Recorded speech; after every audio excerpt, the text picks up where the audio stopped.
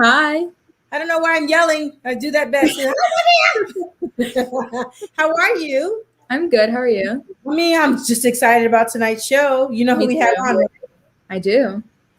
Wali Collins. I can't believe it. I'm so excited. Hmm I've known him forever. We've been friends for a hot minute. And getting to know him on this level, digging into people's careers, as I say every single week, it just takes me on a journey. I feel like I really get to know them at a deeper level. But last week's show was amazing. We had Deborah Bond. That was intense and Yeah. brought tears to my eyes, and it was inspiring. And she just fed us with all this good love and information. And I think that Wally will be no different. Yeah. So, without further ado, let's bring in our guest, Mr. Wali Collins.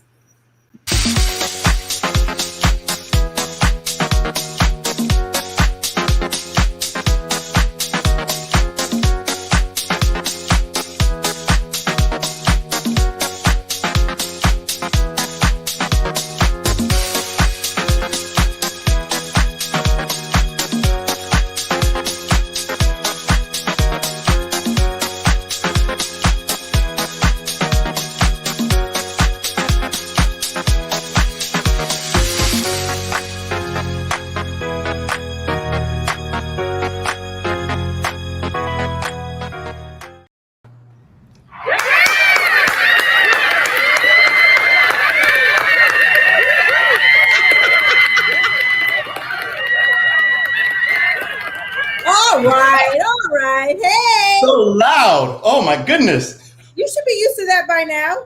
Yeah, I should be, but I'm not.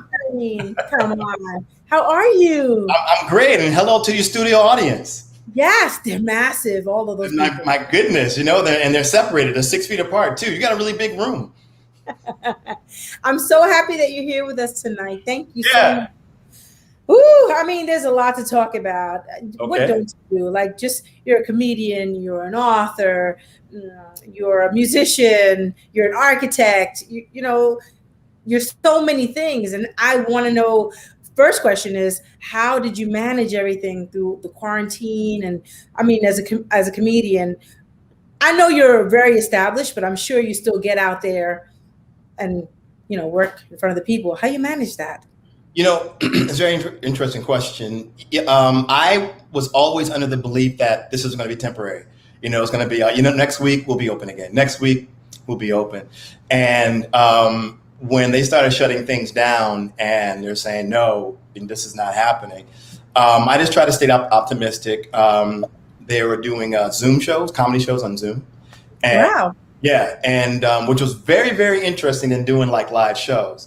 And I had to learn how to communicate, in kind of like two-dimensional, you know what I mean? Because when you're performing live, you kind of feed off the audience. But, when you're doing a Zoom show, you're competing against someone opening up a bag of chips or, the kids crying or, or something like that. So you kind of have to engage this audience in a different way. And so I kind of appreciated that, what I'm saying? It worked a different muscle. And then I got word that a comedy club was doing comedy in Central Park. And I thought that was kind of dumb, but I started thinking about it some more. And I said, maybe it's a good thing to get out there and still perform. Once again, working on a different muscle. Now I'm being more animated. This will be when it first started, they'd have microphones. So we kind of had to it's almost like doing spoken word under a tree, so to speak. So then they smartened up and then, we had a microphone. And the interesting thing was that people were expecting it, because people were missing live performances, live shows. They were, Broadway was gone. The movies was, there was no music. So, people will come pretty much every week, and they would make it an afternoon and evening out of it. They bring their blanket, their lunch, and then we're going to watch the comedy show. So it was like a thing of like, listen, we're going to get through it, the best way that we know how. And it's really interesting how New York is kind of like compromised. And so that kind of was like encouraging and it was uplifting. And I got excited. I'm like, I'm going to do another show in Central Park. And people showed up, And so plus doing the Zoom shows. And then I got a couple doing corporate shows for big corporations, and that was a different thing too, because then they hired, they rented out a studio, and it was like a skeleton crew.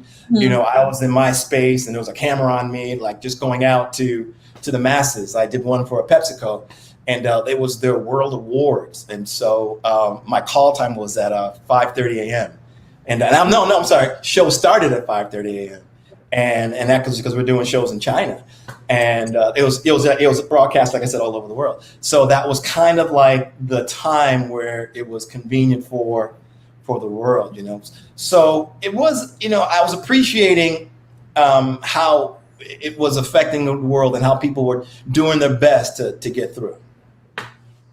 Well, with that said, I do want to play your corporate reel, because I got a hold of it. I got my little grubby hands on it. Yeah.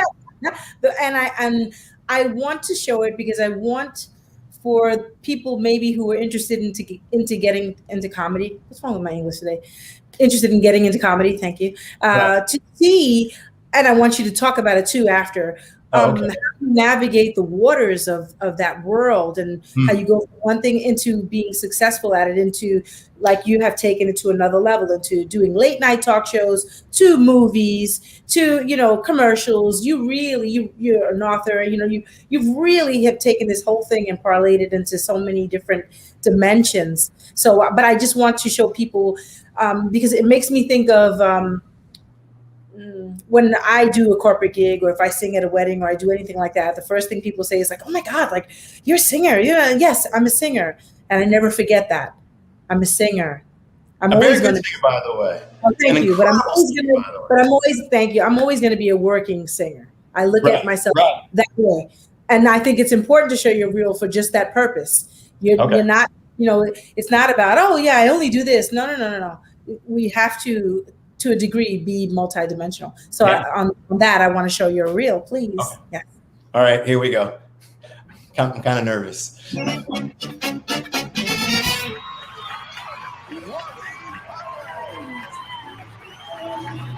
Oh yeah.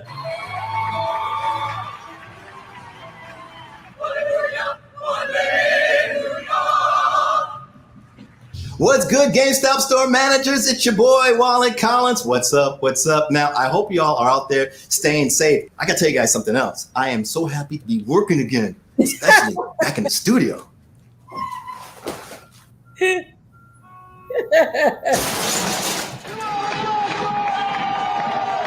good morning, everybody. Bottoms up.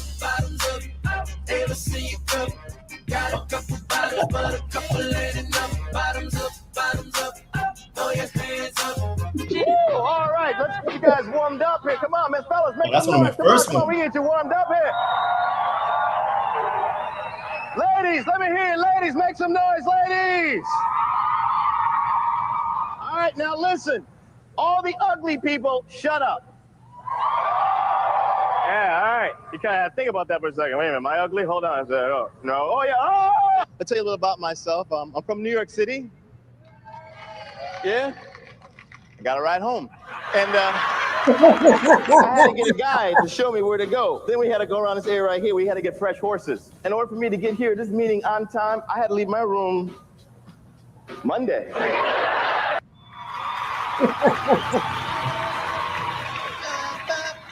Oh. All right. Bus wouldn't be where it is today if it weren't for the vision, determination, and of course, money of our next guest. You know who I'm talking about. Please give a warm welcome for Fred DeLuca and Dr. Peter Buck, everybody! Ladies and gentlemen, please welcome your host. He's a gamer. He's a lover. He's the Ayatollah, a rock and roller, the mayor of Basic Cable, and the host of Attack the Show. Give it up for Kevin Pereira, everybody! You the man, Mike. You hear what I said? You the man. Well, I got to tell you, man, I don't know about that, but I can tell you, Wally, this is one smoking hot sales organization. That's for sure. We do not really need these doctors.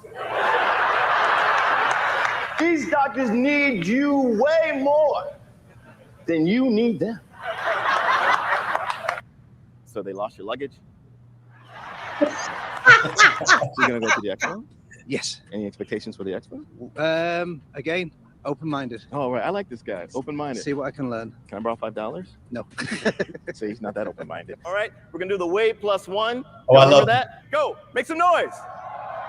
6,000 people. In the back, nice, nice, nice. Wait for it, wait for it, wait for it. Wait, wait. Do it.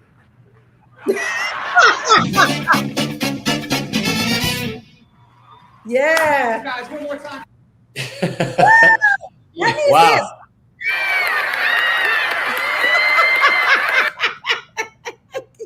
That's great. So let's Yeah. talk about that. Like, okay, so how do you? Let's go from the beginning, if you don't mind. I know you're from Springfield, Massachusetts, Right. and I know about you went to you're one of the youngest to go to this jazz school. Well, I was the youngest member of the Jazz Society, New England Jazz Society. Mm-hmm. So you're a drummer. You Mhm. decide you're going to be an architect, and how does that all come together? Well, that's what the game plan was. I was going to be a musician on the weekends and an architect during the week. That was what I was going to do. And then I really enjoyed acting. I always thought about acting, and I really like watching actors, and I just love how actors can take you away, and how believable they can be. And I really wanted to do that. And I told my mother I wanted to do that, and she says, "Why are you designing buildings if you want to be an actor?" And I said, "Well, I come from Springfield, Massachusetts. No one famous ever came from." She said 3 words: "You never know." And I always kept that. And she said, "Try stand-up comedy, and let that parlay into like an acting career." And I was like, "Okay, I'll try it." And the first time I stepped on stage, I thought I bombed, but the manager, the booker, said, "You have the gift. Now you have to learn how to write material. That's a technique, but you're stage presence. You have stage presence." And I was like, "Cool." So he put $5 in my hand the very first time I stepped as a comedian, and he says, "Come back, you're a regular." And I learned, the ins and outs doing stand-up. And I got better. And then I started working out in Boston. I got a manager, and then I got my show on Comedy Central. I was the first African-American, first black host on Comedy Central. And Wow. so that's my claim to fame to comedy, and my contribution, I should say, to comedy. And I kept show? Stand Up. Oh, I know that show. Well, that was me. And but I kept the mantra: "You never know, you never know." And I always, just kind of live my life, with that, in my mind, you never know unless you try. And so with that, and then you have a book called "You Never Know," and we have that. We want to show that too, but we have a more close up of "You Never Know." Oh, okay. You guys went classy on it. Well, I mean, it's just there you go. Oh, there you go. Yeah, there's my book. Right. So of- instead of saying those 3 words, I made it into 1 word: "You never know." And book of encouragements. And I started a website, and every Monday I would write a blog just to encourage people. And I had like over 100 blogs. And I said, this would be a great book for someone to take with them, like a friend of theirs, to encourage them. And my dream is to put these in hotel rooms. So before people go to bed, or before, they start their day, read an encouragement. And so like instead of the Bible that's normally there? with the Bible. And it's position. No, please God, no pun. But no, I'm not going to replace the Bible. It'll be right next to the Bible, inshallah, God willing, all that. So and because I really want people, to go and live for their dreams. And when people are happy, they want happiness around them, and then it becomes contagious. And so that's what I wanted to do. I really want to, when people read the book, they get encouraged, they're happy, they have no regrets in their lives, and they kind of like spread that to someone else, and that person spreads it to someone else. So, so is there going to be a follow-up to the book? Yeah, you know what? People have been asking me, there's going to be a follow-up. I'm working on the follow-up. I'm trying to decide, do I want to keep it in the same format, or do I want to do like a different format? I don't know yet. But this another one's coming. You can call it "You Never Know" anyway. Well, now I think it's going to be called "Now You." Now you know. Okay. Now I like that. So now with all that, a few years ago, I think it was 2018. I'm in a rehearsal studio, and there you are rehearsing with the band, and we bump into each other. Oh yeah. So when do you have time to practice drums and be in your band? It's almost like it's like you're putting like rocks in a bottle, and there's space in between those rocks. I do that all the time. Well, like, when I have band rehearsal, it's like sand in between the rocks. Like I find spaces between those rocks, because I think music just grounds me. Music is just so universal, and it's therapeutic for me, and when you play with good musicians, it just helps, So yeah. With. Say it again. I'm kidding. I'm making jokes. Oh, okay.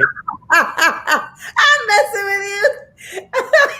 So then we move on to your movie career. Okay. You've been in a bunch of movies, some like cult classic movies. Yes. And then you also were in the Get Down, which I loved. Yeah. And when I saw you on screen, I literally, like, seriously, I was laying in bed and I was watching it, and then you came out. I was like, I think that's Wali. Is that Wali? Yeah, man, because I had that fro, and what was really great about that show? The budget was ridiculous, and that 3-piece velour tuxedo was custom made. And oh yeah, they fitted that thing to me, and it was so heavy it felt like I was wearing a couch. And it was so heavy, and I was sweating in it. And the director was like, this guy's dying it. So they assigned a jacket holder for me. So I had someone, and I take my jacket off, someone was behind me holding my jacket. And so then when it was time for my scene, they're like, Wali, I go to my jacket holder, and I'm like, time for my jacket. And they give me the jacket, and I put it on. And I thought you were going to say, that's pretty amazing, but I thought you were going to say with the big budget that they managed to put some like built-in fans inside of it or something, and you could just like... Oh, no, it wasn't that big of a budget. Because now they're doing that with jackets to make them heated. Yeah. So it's not really that far-fetched to think that you could have like a little cooling system inside your little... That's true. That's true. It wasn't the case. It just had someone holding the jacket for me. Right, but what a shame though, because it's such a great show. I mean, I know there have been other shows on Netflix that are high in budget too. They cost a lot to make. So I don't know. Maybe somebody will have a reconsideration and they'll bring it back. If anybody who hasn't seen it yet, I urge them. Is it still up there on Netflix now?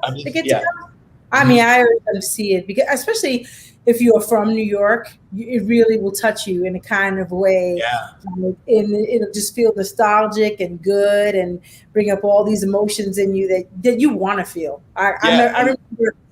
I'm sorry. Go ahead. There you go. It's a musical, and you don't realize it's a musical.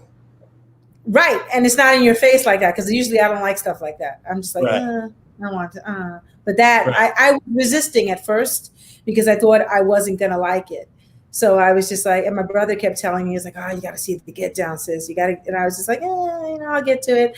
And then I waited a really long time. And then once I got my hands on it, I went right through the whole thing. I was like, yeah. oh my goodness, this is incredible. I did the same thing. I watched it as a fan, and of course, when I was watching me, I was tearing myself up. I'm like, I could have done that. I could, that kind of thing. But I still enjoyed it though.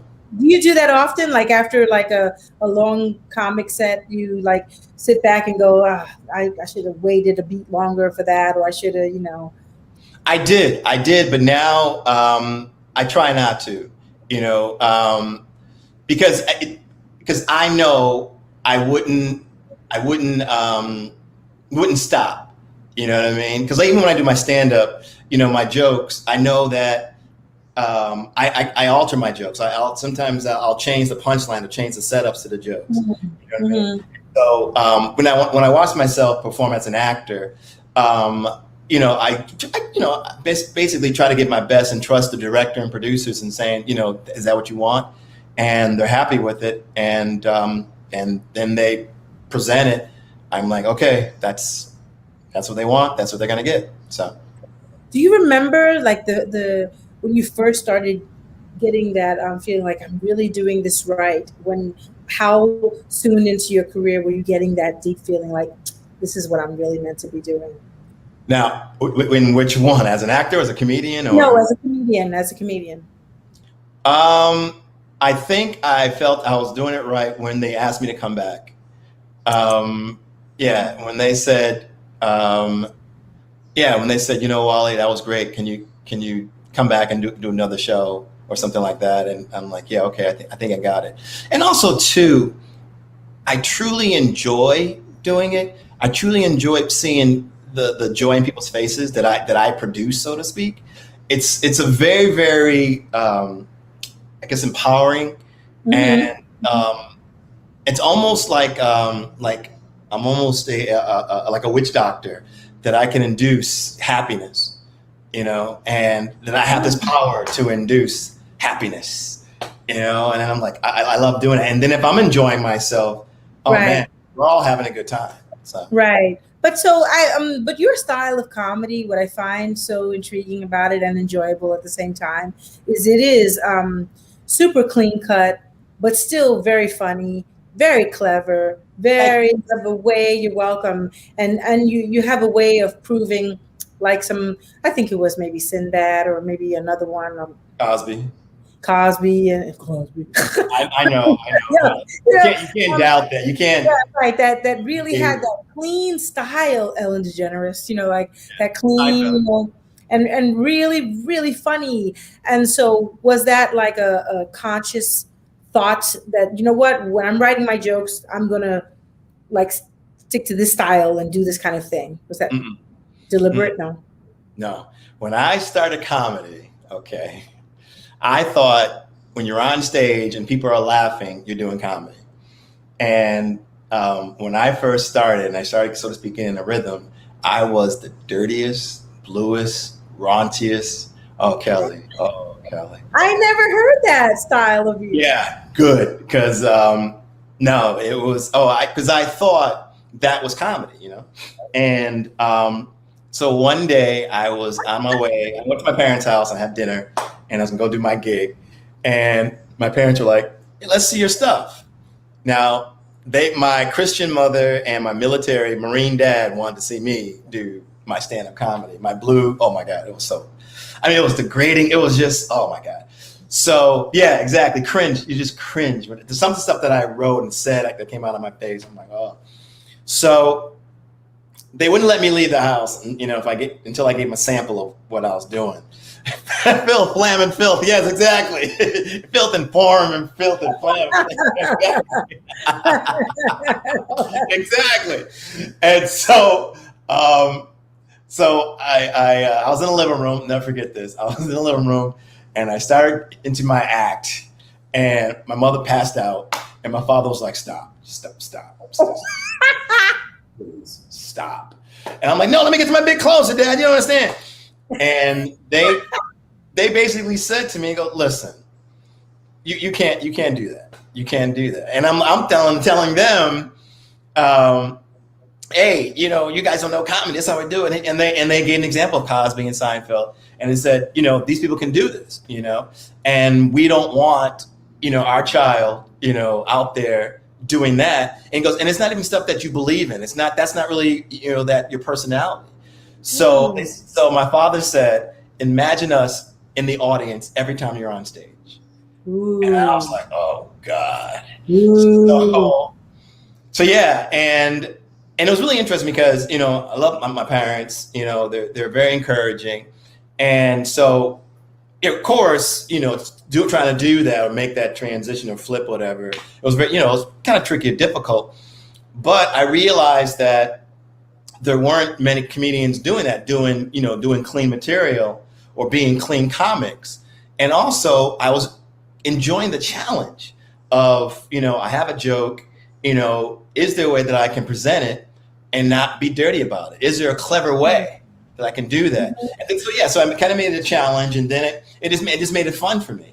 And so, and to this day, I'll write something, and it's got to be up there, with the A-listers. There's a comedy club here in New York City called the Comedy Cellar, and that is the A list of comedians. And every time you get on stage, every comic you get on stage, you gotta bring it. And so when that person brings it, that means you gotta bring it. And I love working and performing there because these comics, dirty or clean, whatever, but they're up there. And so when I get up on that stage, same thing, still a clean comic, but I'm gonna give my A game.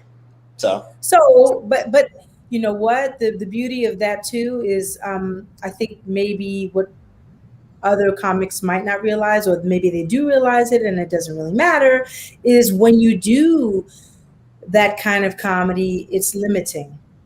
I think, and I think Not at all. It's not you don't limiting at think all. it's limiting. Not at all. You don't think it's limiting in terms of getting booked for that corporate event, getting. Well, that's what I mean by limiting. Oh, okay. I mean limiting in terms of the avenues and paths you may, the opportunities that may come your way if you choose. Because if you get on stage and every time all you say is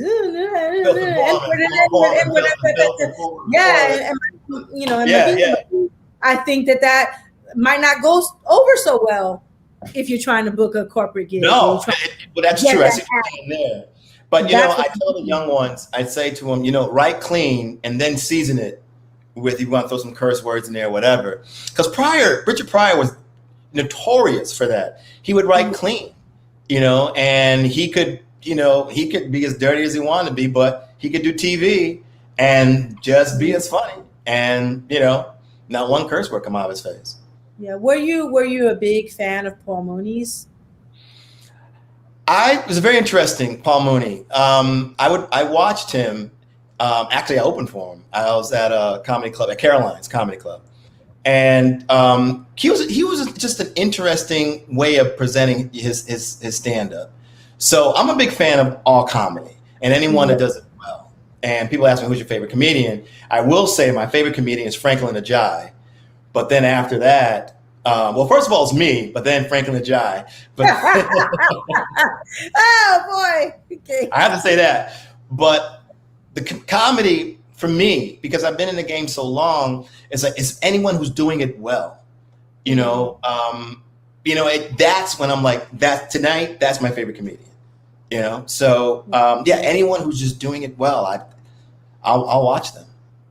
So now that things are opening back up, are you going to be heading back out there to just try new material? Do you drop in? How does that work for you? Yeah, that's what we're doing. Things are opening back up. I think today, in fact, everything's 100%. They took the mandates off in New York. But I'm always writing. Always, I have thoughts in my head, and I'm always presenting those things.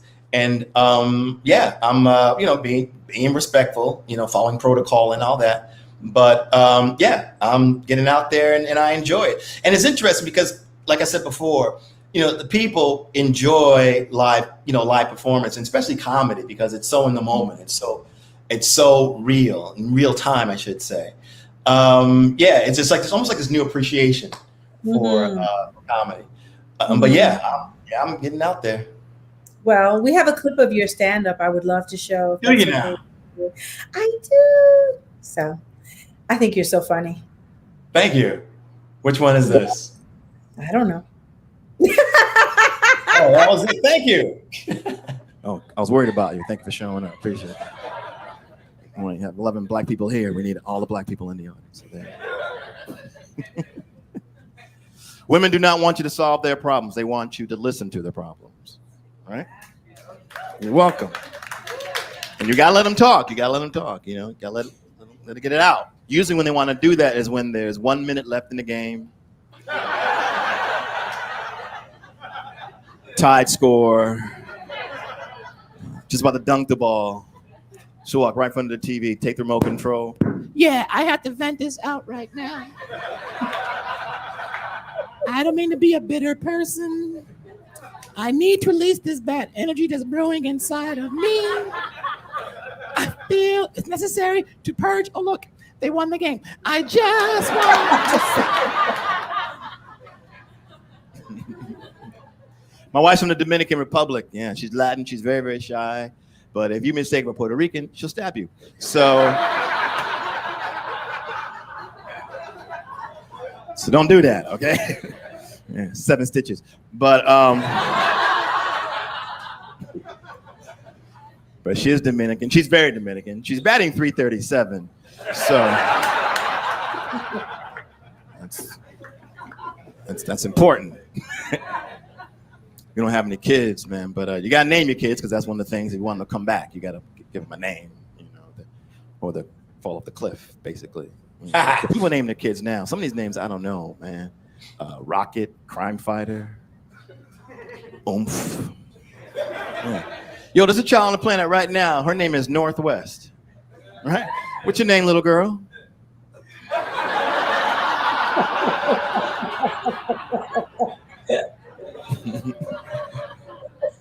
I got a real good friend. His name is Freedom Bremner. He's an incredible singer, by the way. But that's his real name, Freedom Bremner. That's his legal name, Freedom Bremner. Now, Freedom's a pretty hot name. You gotta agree to that, right?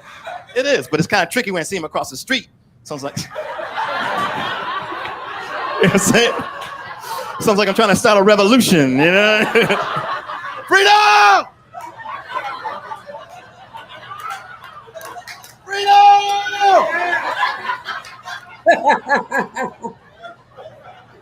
No, I don't want you. I want freedom! Come on!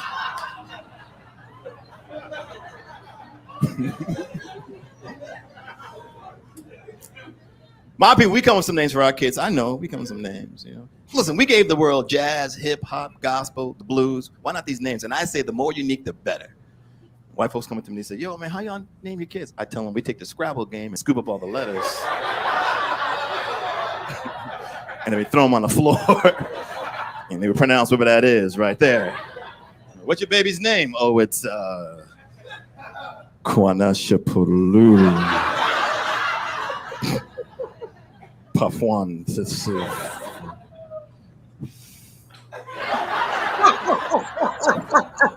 How do you spell that? Q K 7. But that's a capital 7. Okay. Write that down. It's very important. You'll mess up the pronunciation if you don't capitalize that 7 right there. We got a dog, though. We have a 7-pound Yorkie about that big. Yeah, his name's Burger. And that's his name, really, Burger. When he does something we like, we go, good burger. And yo, he's got an underbutt like that, right? Looks like he's smiling. Cheeseburger.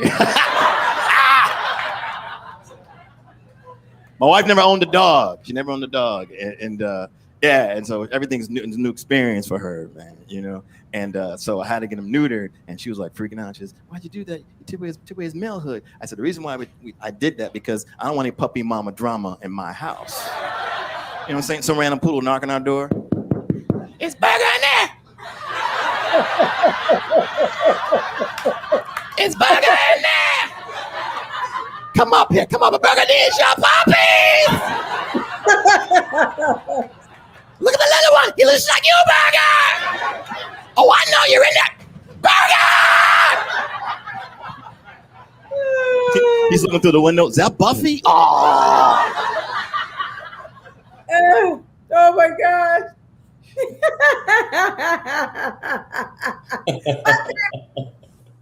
Yeah. Maybe people get that one, you know, cat in the weed. But you know, I do it for my people, like a little, sub whatever. You have the mouth thing, you're like, it's with the mouth thing. That's so funny. She just, she decided to get something to eat before she wanted to get that check, you know. So it's so funny. Really, really good stuff. Child support.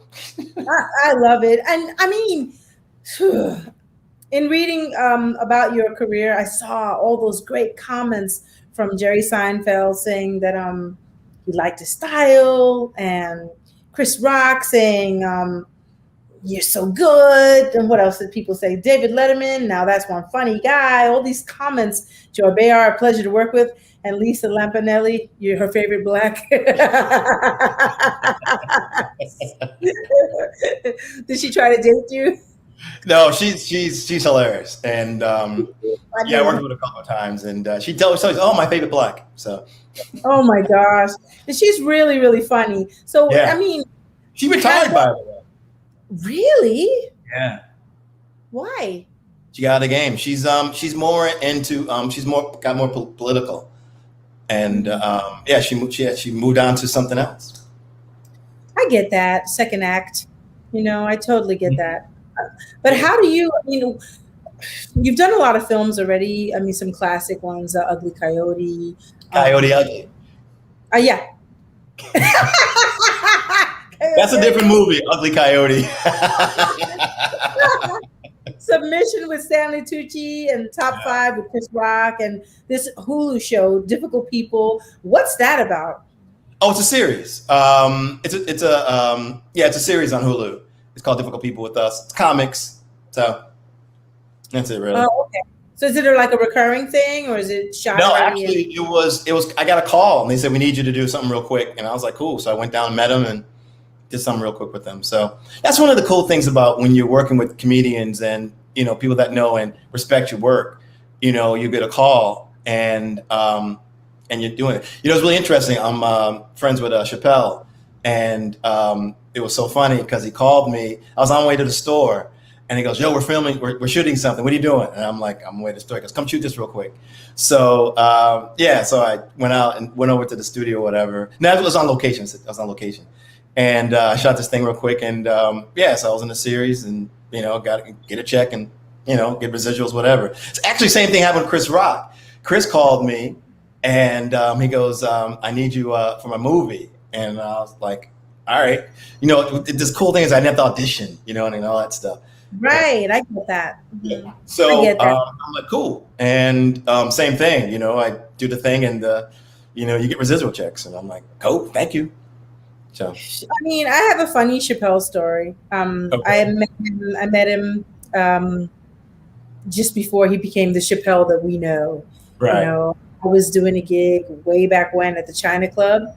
And he was the one introducing all the bands that night.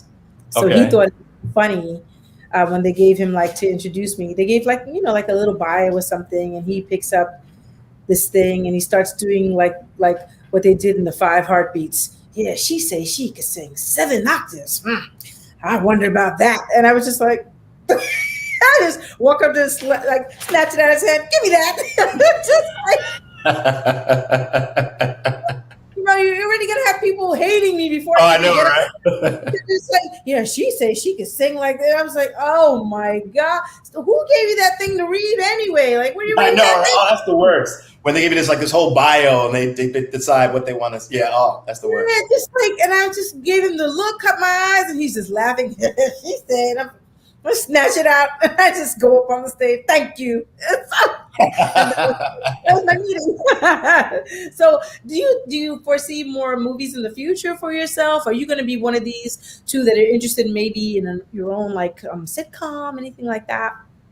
Yeah, sitcom wise, I co-wrote a comedy series, and we were shopping it BC before COVID, and now sorry, buddy. No, that's fine. That's what we're gonna be. We're gonna be talking about time. When did this happen? BC. You're gonna be like, oh, okay. And but yeah, and so we're me and my co-writer partner. We're getting the ball rolling again and getting in meetings because a lot of the producers and production companies, they really didn't know how they're going to shoot it. They really know if they're going to shoot. And, they have their tried and true, and they want to just kind of stick with that. Are they ready to put their money or invest in something new? And so I wrote this comedy series, and I'm very, very proud of it.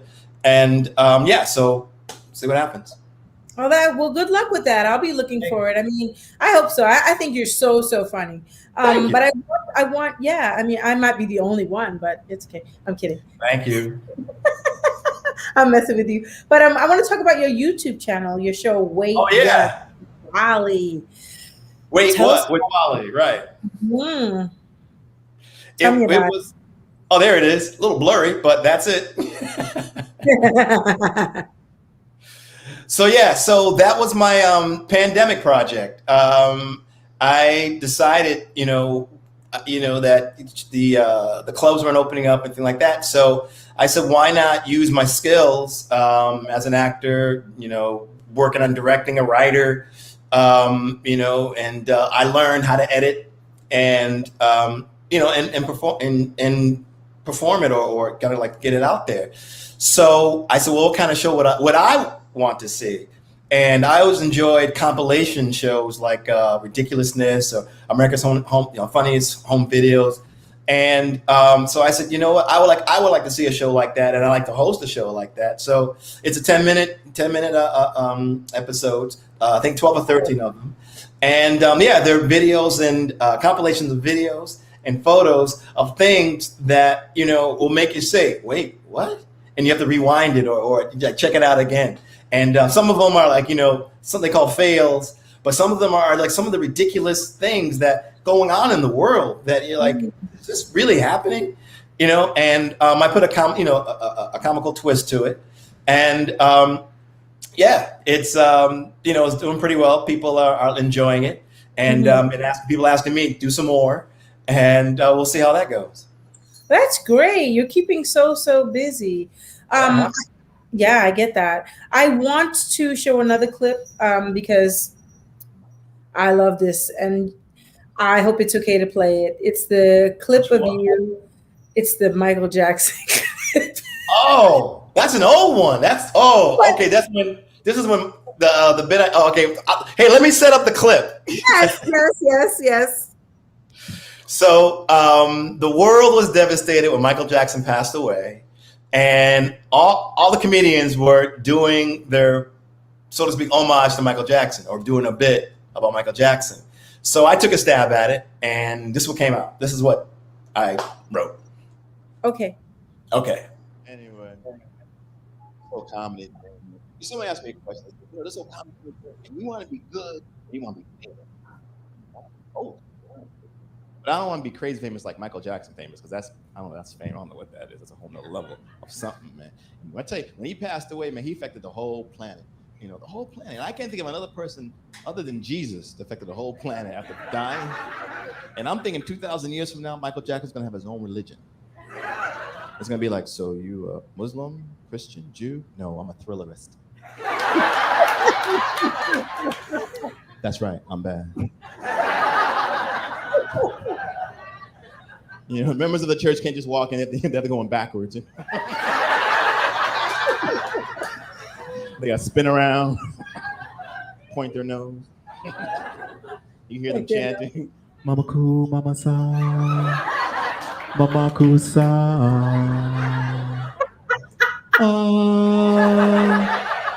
Amen. And then the pastor comes up to the pulpit. And our gloved Savior said unto them, Billie Jean is not my lover. She's just a girl who claims that I am the one. But the kid is not my son. He, na na na na na. Shimon. Let us pray. All right, I'm done. Thank you for listening to me. I'll see you. Oh my God! Do you still do any of those pieces in your comedy? I haven't done that Michael Jackson bit. Oh my God, a long time. Yeah, some I kind of like blow the dust off, and I'm like, oh, I like this one. But you know, it's always my act or set, whatever. It's always morphing. It's always, you know, modulating or changing, whatever. I'll take something out and add something new into it, because like, you know, I'm limited on stage. You know how much time I can do. You know. So, but yeah, I forgot about that Michael Jackson bit. That's I like that one. I found it by mistake. I just was like, as I'm going through your things, I came across it and I couldn't stop laughing. I was just like, this is so funny. And I think that, yeah, of course, I think that I'm super critical, like when it comes to comedians. It takes a lot to make me laugh. Really? Like, oh wow, I really appreciate it. It's not funny to me. Everything isn't funny to me. I'm just like, or especially if I can see it coming, I know where you're going. I'm just like, yeah, you know. Yeah. That's, you know, and that's why it's hard for me to watch stand up, because sometimes I'll say their punchline, you know, and oh God, I could see it, like you're saying, I could see it coming, and and so it's just like so like I said, when I see someone doing it well, I'm like, okay, he or she is my favorite right now. You know, it's a crazy thing, because I used to think that singing on stage was as vulnerable as you could get, but I think now comedy might be more. even more vulnerable because you really. I'm sorry, you go. I'm saying you're right, because we're up there. Not only you're doing more than public speaking. Now you have the responsibility of making everyone laugh collectively. And I tell because every once in a while I have students. I'll tutor comedy, and I tell them when you're on that stage, you have all the power. You have your microphone, so you're louder than everyone else. You have the spotlight, so you're brighter than everyone else, and you're on a stage, so you're taller than everyone else. So people are like looking up at you, and you're just this big person, and so you have this big presence. So now you have this responsibility to take these people, so to speak, on a journey. And if you're not doing that, things get awkward, and people kind of feel weird. And and that's when you bomb. The bombing, it's almost like a disappointment, because like, oh, we trusted you. And it just doesn't happen. It happens. And same thing with singers. We sit back and we like, hey, take us away. Right, exactly. And I'm always telling that, to my students and things like that about singing and songs are a journey, and we're storytellers and we're actors at the same time. And and if you're in a position that you're in a hired format or whatever, somebody hired you and you're singing something that you've been given, no one really cares if that's not your experience or not. It's your job to tell that story, just like in acting. It's the same thing. It's the same exact. You have to get into that character and let those feelings come through and take those people on that journey, or else they may not boo out loud, but in their mind they're underwhelmed. Just like imagine it's like that was underwhelming. It's a big setup, especially if it's a big music piece. You got all this music, and it's like, and then they, it's like, what? So, but at least we can hide behind that. You guys don't have anything to hide behind, not even your microphone. I mean, you put it, really, you just there, and it's just you bearing your soul, your thoughts, and hoping that people find what you found funny too, and your delivery funny too. And, and it is, your livelihood does rely on it, You're right. A big respect, mad crazy respect to what you do. I have taken a stab at stand-up. I have done it, as you know. Yes. We talked about this. By force. Yeah. All right. I was played. I got forced into that position, and it just so happened that I think I work well on my quick on my feet, because if you're gonna put me up there, I already have experience with dealing with an audience. I don't have jokes, but I have life experience and stories to tell. And that's where I guess maybe I shocked the person. That somebody put my name on an open mic for a comedy night, and I was in the room just there to support them. I had no idea that they put my name in there. And then I hear them calling my name, and I'm just like, what? Are you kidding me? And so they're like, get up here. And I'm just sitting there, and I refuse to get up. I'm just sitting, and the guy's like, hey, come on, get up here. And then my friend is pointing at me, it's her. And then I'm just like, oh my God. So then now I feel like a jerk if I don't stand up. So then I get up there and I just tell the truth. I was like, hey, I'm not a comedian, and I just start talking about like for 3 minutes or 2 minutes, my experience, like, I don't know, with like having a weed muffin or something like that, and what happened to me, so, something ridiculous, but a true story. And it went over really well. And then the manager was like, oh my God, I want to have you in on a regular night. Like, come in. I was like, right. That's what I was like. I'm not a comedian. He was like, but you are. You're really funny. And I was like, really? So then he put me on this night, and I went in the whole nine, and it went really, really well. And he was like, do you want to be a regular? And I was like, well, I'm going to tour. Like, I'm a musician. So I went on my tour, and it was a big tour. I mean, so I did that, and I never went back to it or anything like that. But I did for a while just go and step in different places, just because I thought it would prepare me for my play that I did last year or whatever, and just prepare me for all things. And I just go anywhere, and just anywhere they would have those little days that they let anybody come on in, and it's just comics in the room, young up and coming ones. I get in there and just whatever, and just be like, because I know that I'm just trying to shed my nerves. so that I could stand in front of people and talk and not pee my pants. So that's it. So mad respect. mad respect for what you guys do. It's insane. Anyway, tell us where we can find you, what your socials are, all those things. Well, my socials are Wali Collins, Wali Collins, Collins, Instagram, Facebook, Twitter, and TikTok is the Wali Collins. Someone stole Wali Collins already, which is kind of weird. That's really annoying. Yes, but anyway, so TikTok is the Wali Collins. What's on your TikTok? Oh, I'm just doing some videos. I'm basically doing parts of like some jokes, but I'm doing it in a conversational way. And and just stuff that, silly things or whatever's, you know what I mean? So I'm gonna follow you. I'll follow you. Oh, thanks. So I have like just like 9 videos. Nothing. I'm still new.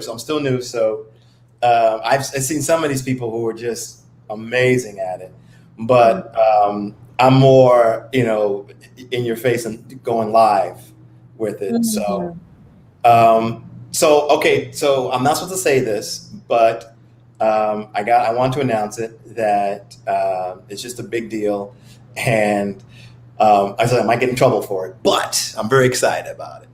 So I produced and created a show called Jokes and Jazz, and it's basically what it is. It's music and laughs. And it's jazz with comedians. It's jazz, comedians, and then jazz on the other end. So comedians are sandwiched in between the music. And I did it. We did the show in 2019, and I was offered to make it a series, but such and such happened. And as people say, the panorama happened. And but we got I got the call to redo it. And August 14th, and it's at Lincoln Center. So, wow, yeah, it's very exciting, and we're very excited. And so yeah, please come. It's gonna be outside August 14th, Lincoln Center. I definitely want to come. Is that going to be on your website? Will you be announcing it on your website? Yeah, that sounds amazing. Oh, I'll be there. If I'm in town, I definitely want to be there. Yeah, I'm very, very excited about it. It was so interesting because when I pitched the show to the executives, they're like, that sounds interesting. And then when we did the show, it went so well that the crew missed their cues, their lighting cues, because they were watching the show. And I'm standing, next to the lighting guy. I'm like, yo, dude, do the thing. It's oh. So he's like, so that gave me encouragement. I was like, okay, so. But then, like a week after, we did the show. Producers they emailed me and said, "Listen, this is great. We want to make it a series." And I'm like, "Yeah." And so now we're beautiful. Going again. Yeah, it was. And Sheila Anderson. You know Sheila Anderson from WBGO. I think so. She's emceeing it, and she's amazing. Amazing. She is basically the queen of jazz. And if Sheila Anderson gives you the head nod, you are a jazz musician. You made it basically. Wow. And she can just rip off, musicians and things like that. So she's hosting it, and she's funny in her own right too. So, so what is the format though? What is the format? Say it again. What's the format like? Like, is it a comedian tells a joke at the same time as music is going, or are they intertwined? So it's pretty simple. So it's going to be jazz, a jazz band, and then they're going to step back, and then the comedians come out, and you got 3 comedians, and then the comedians are done, and then the jazz comes. So it's like the comedians sandwiched in between the music. So, are you one of the comedians also, or are you just the producer? Yep. I'm one of the comedians. Oh, wow. That's amazing. Yeah. Wow. It's my 2 loves, man. I love music and I love comedy. And so I said, you know what? I want to put the 2 together. So, but in one of the series, are you going to also be a drummer and be in a band as well? No, I'm going to do stand-up. And okay. Yeah. I don't want to get too confusing. You don't want to show up. I do want to play one more clip though of you. Okay. It's the Wix story that I love. This little commercial that you sent me. Which one? Oh, the Wix. Oh, yeah. It's so good. It's so good. We could leave on this note, and just I love seeing this side of you. It's really funny.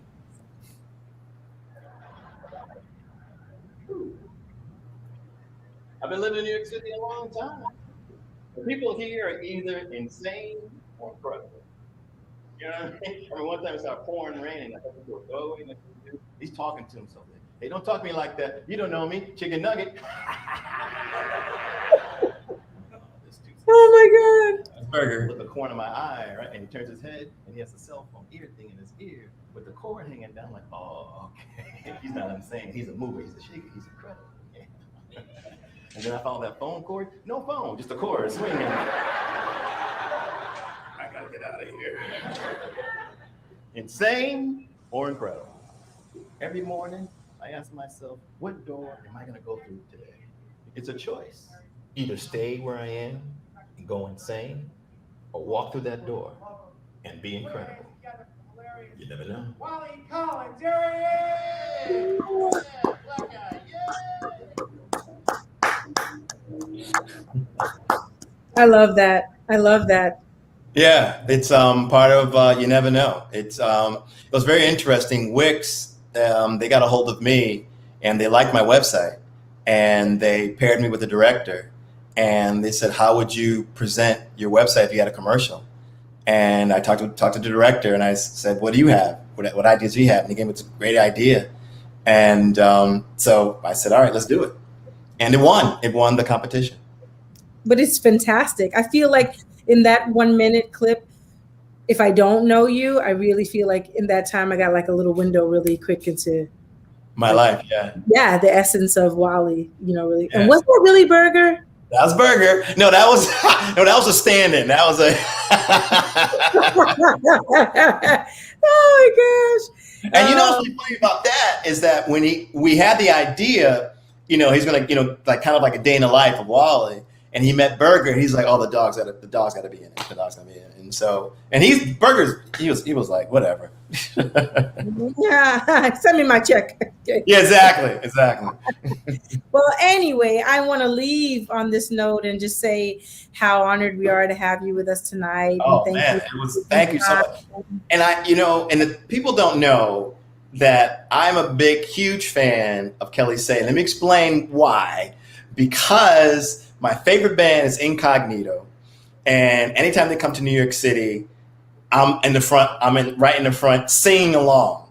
So one of my favorite songs, they start playing it, and Kelli comes out there and just destroys the song. Just kills it. I mean, just a good feeling. It's where I want to be. And I'm like, oh my God, who is this? So now I'm watching Kelli, and so now I'm that fan that's kind of like, oh my God, she's so good. And so then I'm walking in New York City, and who do I see sitting outside at a restaurant is this singer from Incognito. And so I'm fanning. I'm like, oh. So I said, oh my God, I'm a fan of yours. I saw you in Central Park. You killed it, da, da, da. And she was cordial and polite. She was, oh, thank you so much. Thank you. And then I'm trying to remember, when did we meet again? Did we meet again? Because I remember, because we became buddies. We became fast friends. Mm-hmm. I saw you again. And I said, you got to be my friend. And we became friends. And yes, and it's just so amazing that, that's what, having incredible people in my life just is inspiring and encouraging to me. And when you asked me to do this, I was just kind of like, I took a shower, and I made sure I got the right because, I'm a big fan of yours. And so thank you for having me. Thank you. And thank you for all of that. I appreciate it. And this, what I'm doing with this show, I feel so grateful and humbled also, every single week. It started out as like something that was part of my newsletters, featuring different great artists. And then the guy I work with often from Real People was like, oh my God, these interviews are great. I think they'd be much better if people could see you actually doing them in person with people. And I was like, yeah, okay. I didn't think it through though, because I didn't realize like that I was going to have to do, and I know what it feels like for somebody to interview me, not do their homework and not be, versed on what they're talking about. And it just feels like a big, complete waste of time. So I'm really doing my best to sink my teeth into people's careers and try to do justice and bring honor to, their careers as well. So trying to do that. So thank you so much. You're doing it, and you're doing a great job. Congratulations. Thank you. I stole this from my friend Dora. And I want to thank our viewers tonight for chiming in here and sticking with us all these weeks. This is the 9th episode. I can't believe it. Wow.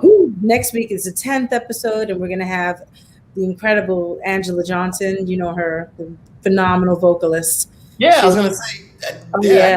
It's been, there she is. Oh She's totally like an amazing artist all around, producer, singer, songwriter, you name it, she can do it. So she'll be with us next week. And you know what's crazy? I was going to wear that same outfit. I'm so glad I changed. I'm so glad you did too. But anyway, so I want to thank everybody for chiming in tonight. DJ Drez, and we have Moya. She's from my hometown. That's Moya Smith. That's oh yeah. Hi Moya. Roro and Kwesi and Apache and Soul Motif and Aaron and everybody else who's going to watch this after the fact. Thank you for even spending time with us and caring what we're doing. So thank you, Wali, and I want to bring Sophia in and thank her for her help. Thank you for holding it together back there, Sophia. Yeah. Thank you, Sophia. Yeah, you're welcome. It's so funny. She and I, we work remotely, so from time to time, I might look down, and that's me giving her cues of when to queue up stuff. Because I know people are like, what are you doing? What are you looking down for? And I'm looking down so that I can send her the right cues. So I want people to know that. But next week, Sophia's going on vacation. I'm flying solo, and I hope I do you proud, Sophia. I'll be manning all the forts, and I'm going to do my best. I can't promise you anything. So 8:00 next week, Angela Johnson. Tonight, thank you, Wali. Thank you, Sophia. Thank you. And I'll see you all next week. Good night. Yes. Bye, everyone. Bye. Bye.